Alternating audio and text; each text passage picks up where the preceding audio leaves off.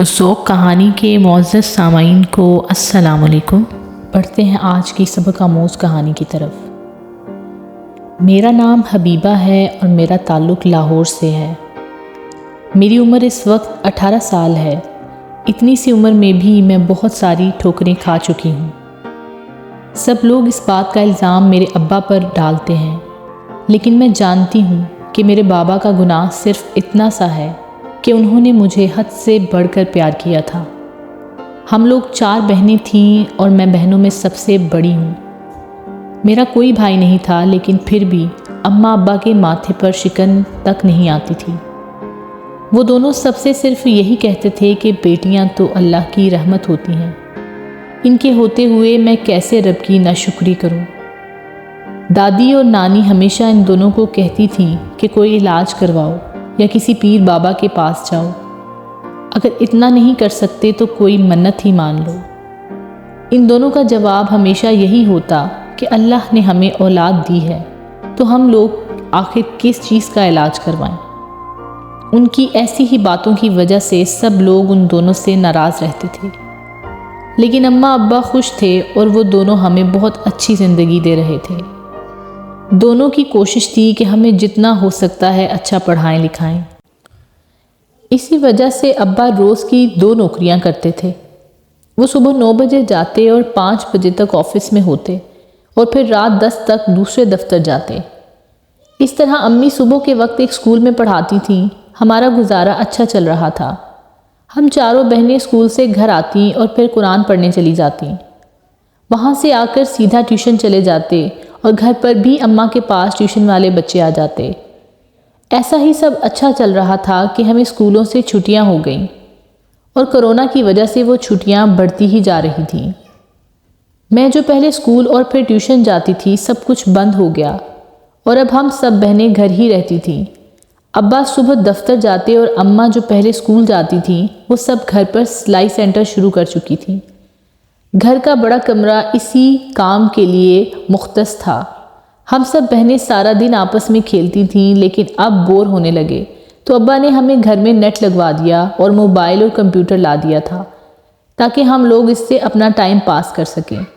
سب لوگوں نے ابا کو بہت باتیں سنائیں کہ دیکھو ذرا، بچیوں کو یہ سب لا کر دے رہا ہے، دونوں میاں بیوی سارا دن محنت کر کے کمائی کرتے ہیں اور یہ اڑاتی جا رہی ہیں۔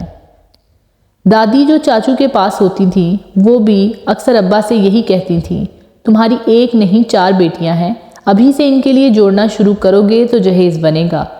لیکن ابا نے کسی کی بھی بات نہیں مانی اور ہمیں خوشیاں پوری کرنے میں لگے رہے، اور سب کے اتنا کہنے کے باوجود کہ بچیوں پر سختی کرو ورنہ بگڑ جائیں گی، لیکن ابا نے ایسا کچھ نہیں کیا تھا۔ باقی بہنیں چھوٹی تھیں اور وہ سارا دن ٹی وی پر کارٹونز دیکھتی رہتیں اور میں موبائل کی طرف لگ گئی۔ اماں سلائی سینٹر میں ہوتی تھیں اور بس ہمیں کھانا وغیرہ دینے آ جاتی تھی۔ اس طرح ابا بھی مصروف تھے اور میں نے اپنے ٹائم پاس کرنے کے لیے social media apps download کر لی۔ اب میں ہر وقت فیس بک، انسٹاگرام اور ٹویٹر چلاتی تھی۔ کئی گروپس کی ایکٹیو ممبر بھی تھی اور بہت سے لوگ مجھے پسند کرتے تھے۔ ایسا ہی سب اچھا چل رہا تھا کہ مجھے ایک فائز نام کے لڑکے کی فرینڈ ریکویسٹ آئی، جو میں نے بس دل کی مان کر قبول کر لی۔ اس سے میری تھوڑی بہت ہیلو ہائی ہوئی اور پھر یہ سلسلہ لمبا چل نکلا۔ اب ہم دونوں سارا دن اور ساری رات باتیں کرتے تھے۔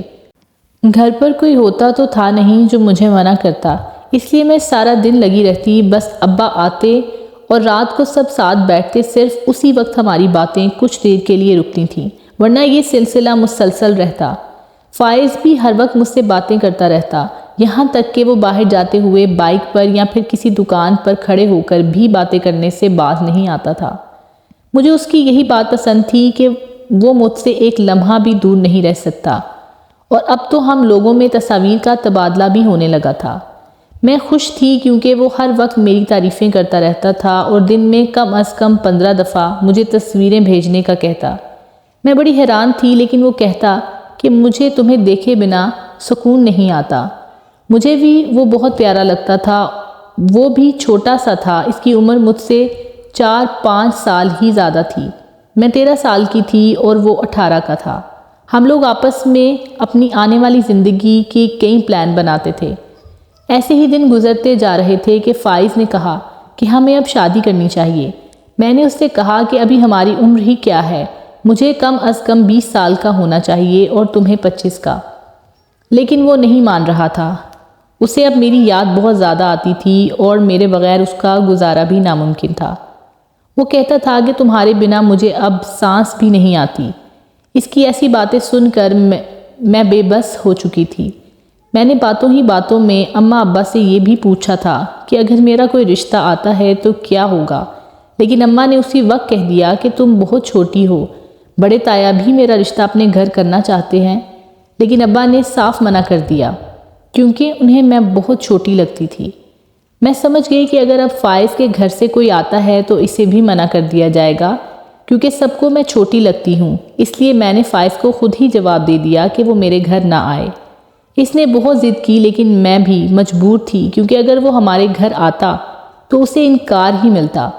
آج کل مجھے ہر ایک انسان پر شدید غصہ تھا کیونکہ مجھے ہر انسان اپنا دشمن لگ رہا تھا، خاص طور پر اپنے گھر والے، کیونکہ انہی کی وجہ سے فائز مجھ سے ناراض تھا اور اب مجھ سے دور رہنے لگا تھا۔ میں جانتی تھی کہ وہ مجھ سے پیار کرتا ہے اور میرے پاس آنا چاہتا ہے، اس وجہ سے بس وہ ایسا کر رہا ہے۔ میں بھی ساری رات اور دن روتی رہتی، نہ کچھ کھاتی تھی اور نہ پیتی تھی۔ اور پھر ایک دن فائز نے مجھ سے کہا کہ ہم گھر سے بھاگ چلتے ہیں۔ میں نے اس سے اس بات پر بہت غصہ کیا تو وہ بولا کہ وہ مجھے اس حال میں روتا ہوا نہیں دیکھ سکتا۔ میں نے اسے پھر بھی بہت منع کیا تھا، لیکن وہ باز نہیں آیا اور مجھے حاصل کرنے کے لیے دلیلیں دیتا رہا۔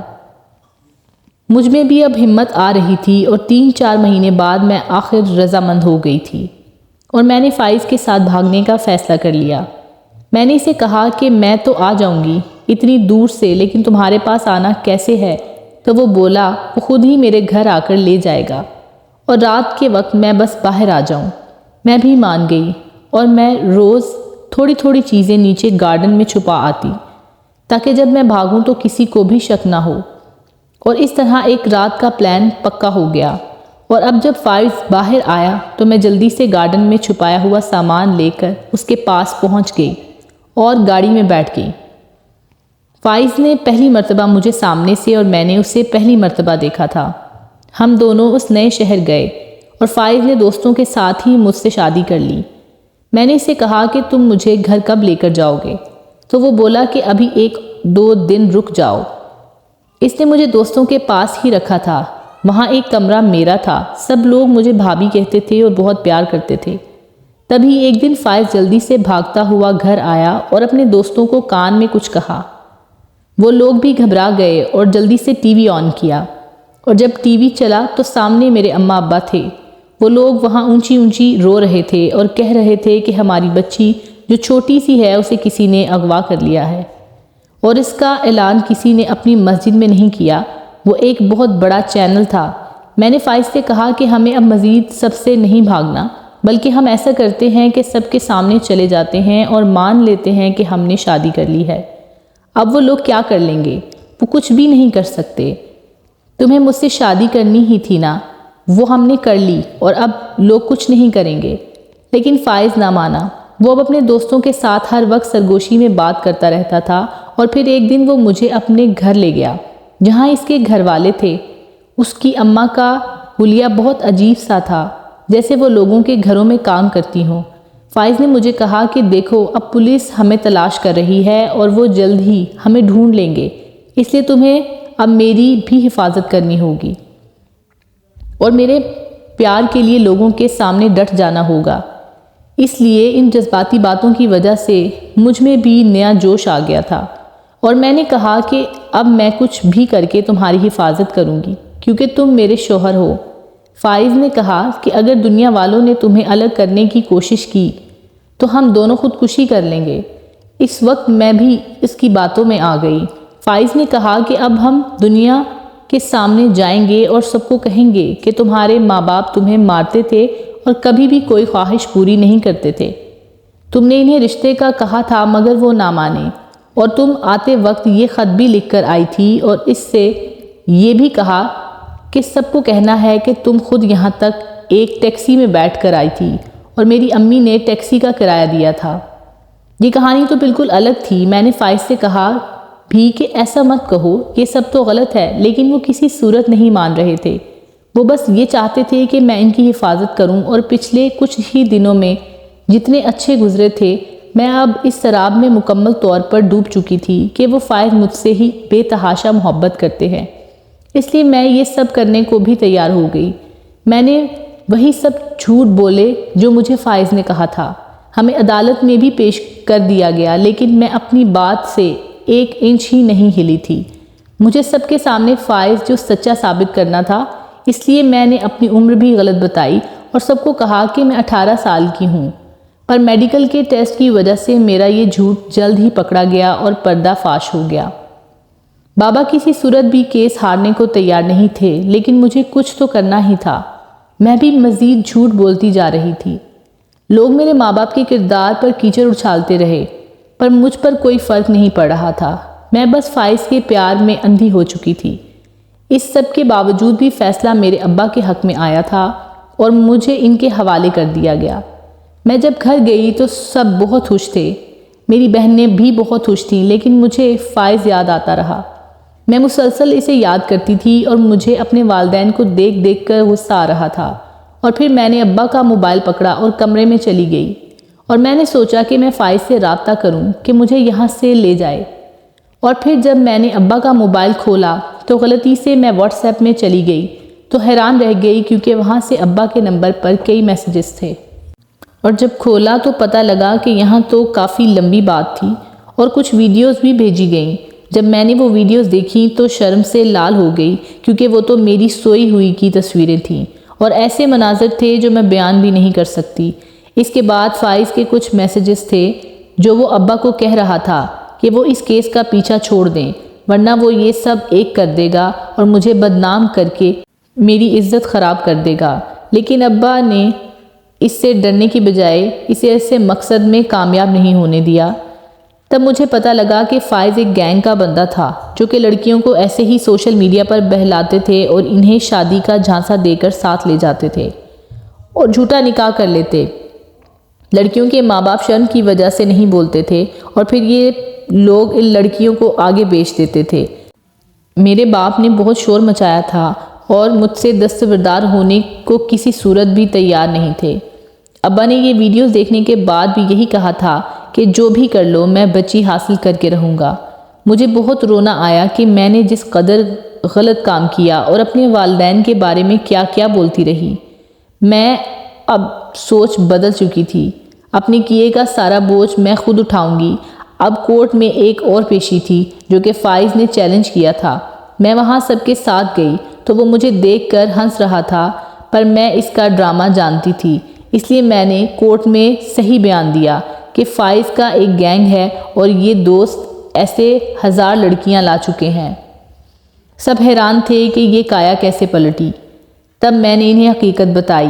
اس کے بعد فائز پر لگے سب الزام سچ ثابت ہو گئے تھے اور اسے جیل کی سزا ہو گئی اور وہ سارا گینگ بھی پکڑا گیا۔ اس میں فائز کی ماں بھی شامل تھی، اسے بھی جیل ہو گئی۔ آج میں اپنے گھر میں ہوں، بہت خوش ہوں۔ میرے ماں باپ مجھے پڑھا لکھا رہے ہیں اور مجھے امید ہے کہ اب میں ڈاکٹر بن جاؤں گی اور پھر اپنے ماں باپ کا نام روشن کروں گی، اور اب میری زندگی کا ہر فیصلہ میرے ماں باپ کے ہاتھ میں ہے۔ امید ہے دوستو کہ آپ کو آج کی یہ کہانی پسند آئی ہوگی۔ ملتے ہیں اگلی کہانی کے ساتھ، تب تک کے لیے اللہ حافظ۔